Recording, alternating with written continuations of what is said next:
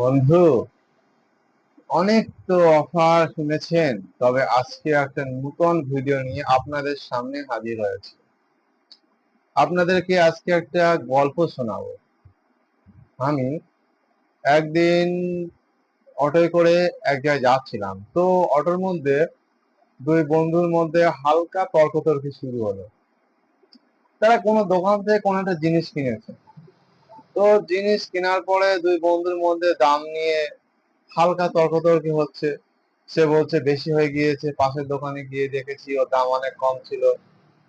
তো অন্য এক বন্ধু বলছে এখন এসব বলে কি লাভ আছে, তখন কেন জানাস, এখন বলে তো সে জিনিস ফেরত হবে না। বুঝতেই পেরেছিস, ঠকে গিয়েছি।